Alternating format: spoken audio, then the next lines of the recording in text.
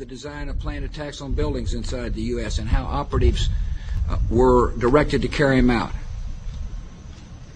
That is valuable information for those responsibility to protect the American people. He told us the operatives had been instructed to ensure that the explosives went off at a point that was high enough to prevent people trapped above from escaping. He gave us information that helped uncover Al-Qaeda cells' efforts to obtain biological weapons.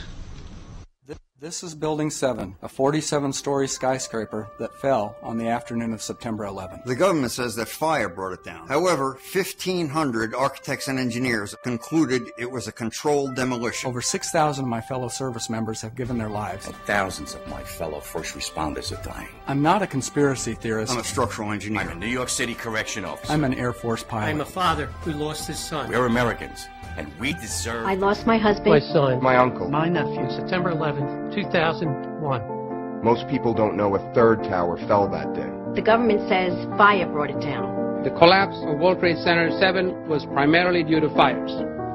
I, along with 1,400 other architects and engineers, have found the government's conclusion to be physically impossible. Impossible. We need the truth about what happened that day. Go to rememberbuilding7.org. Why it fell, why it matters, and what you can do.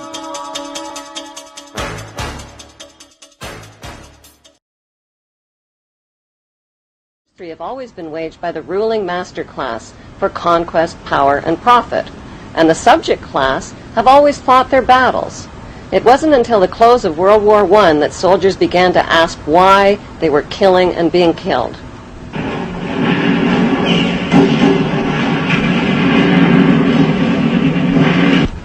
The League of Nations was the money cartel's first attempt at world control, but Tsar Nicholas II of Russia caught on to their plot and sabotaged it.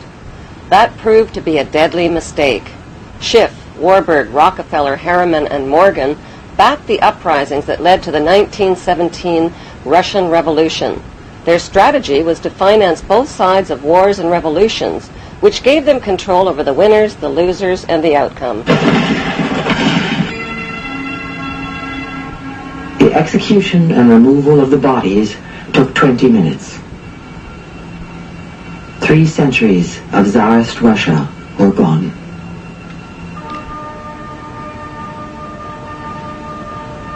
Between 1918 and 1921, 14 million Russians died from war and starvation under Lenin's Bolsheviks. By 1919, Lenin ran up a national debt to the Rothschild banksters of $60 billion, which put Russia firmly under their control. As Mayor Rothschild once said, "Give me control of a nation's money and I care not who makes her laws." To this day, the Rothschilds have stopped the heirs to the Tsar's fortunes from claiming their deposits held in Rothschild banks. Those fortunes are now worth an estimated $50 billion. Joseph Stalin, who was financed by the same money cartel, replaced Lenin as Russia's brutal new dictator. Using terror and death threats, Stalin's job was to industrialize Russia and turn communism into a powerful counterforce to democracy. Manufactured conflicts between these two powerful political forces would be the ideal excuse for all future wars and for dividing, conquering, and ruling the world.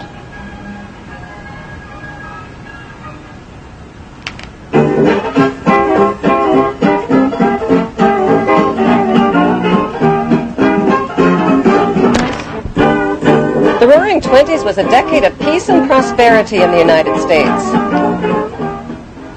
And installment plans were created to make buying high-priced items more affordable. Instead of shelling out $100 for a new washing machine, consumers would put $5 down and pay $8 a month. The dangers of debt and high interest rates didn't enter the minds of most Americans, and shopping raged throughout the decade.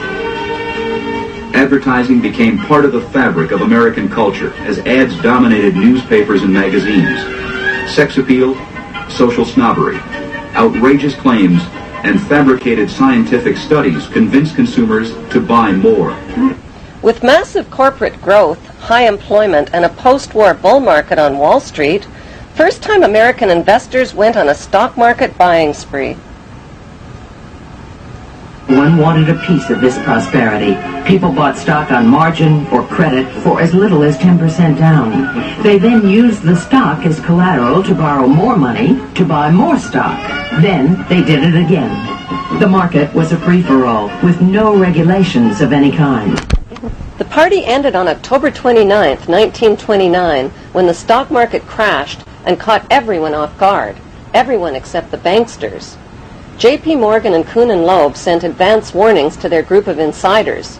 These Federal Reserve pirates caused the crash by printing a whopping 62% inflation rate, then raising interest rates to an alarming 6%. While the Rothschilds, Warburgs, and other Federal Reserve pirates escaped the fallout, outsiders lost everything, some of them leaping to their death from office towers. 30 of the 80 billion that industrial stocks had been worth vanished into thin air, but thin air was just another name for the international banksters. Following the crash, the Great Depression put 1/3 of the U.S. workforce out of work. The bankster-owned banks foreclosed on property and took possession of people's homes and farms. When panicked citizens lined up at banks to withdraw their hard-earned savings, the banksters gave them only 10 cents on the dollar.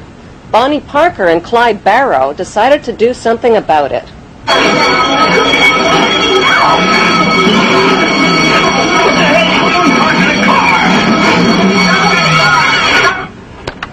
Homeless and desperate, many Americans set up tent cities and rode the rails looking for work.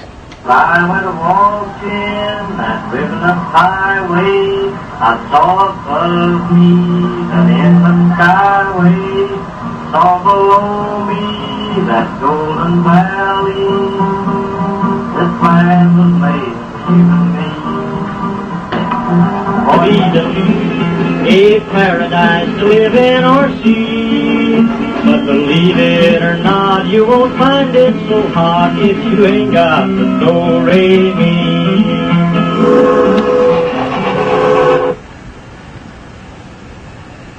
We don't want to overlook the fact that this country was on the brink of hell. We were looking and searching for anything to get us out of this mess. Communism looked very, very attractive to people. We're going to share everything. You're not going to have to worry about being out of a job. We're going to be one great, big, happy family. There was a lot of baloney. You weren't, but that we believed it. Either on the trains or in jungles, you do get to talking about what this means in a broader sense, the social struggle. Why does it have to be this way when the goddamn guys on Wall Street all got millions of dollars? And I can remember being aware of the difference between the working class and the ruling class in this society, to put it in the terms that I use today. The boys coming chanting and the fog was lifting. This land was made for you and me.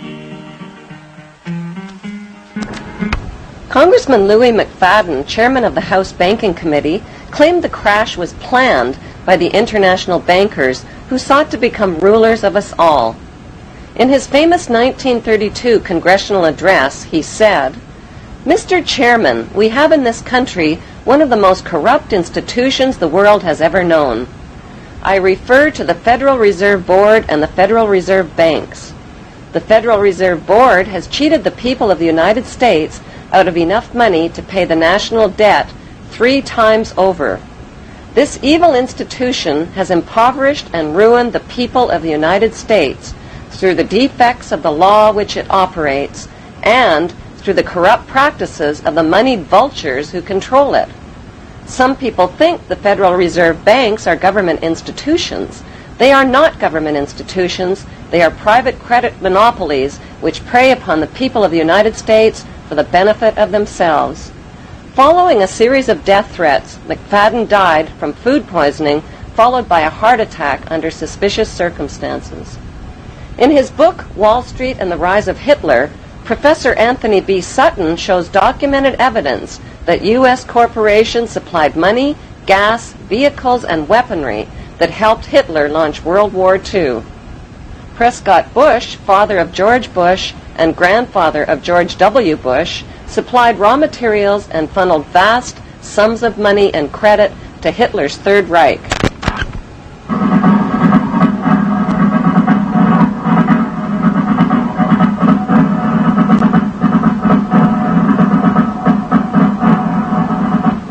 Under Trading with the Enemies Act, the U.S. government seized businesses operated by Prescott Bush and Skull and Bonesman Averell Harriman, including New York's Union Banking Corporation. These seizures were based on evidence that Bush and Harriman had been operating front organizations for Hitler's Third Reich.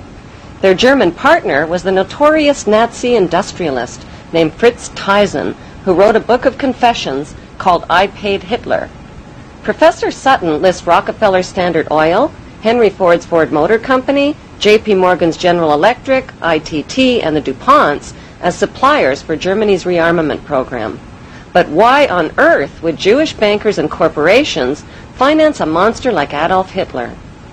It is a well-known fact that Adolf Hitler went to great lengths to cover up his family history, even arranging for the assassination of Austrian Chancellor Dollfuss, who investigated Hitler's family. The Dollfuss file, now in the hands of the British Secret Service, revealed that Adolf Hitler's grandmother, named Maria Anna Schicklgruber, worked in Vienna as a live-in housemaid at Solomon Rothschild's manor next to his hotel. The information was traced through her compulsory registration card. Solomon Rothschild was one of Mayor Rothschild's 5 banker sons. Separated from his wife, Solomon had a reputation with police as a lecherous womanizer. When Maria Anna Schicklgruber's pregnancy was discovered, she was dismissed. Adolf Hitler, the grandson of Solomon Rothschild, earned a reputation as the most evil man the world has ever known. But more evil than Adolf Hitler were the men who created and financed him.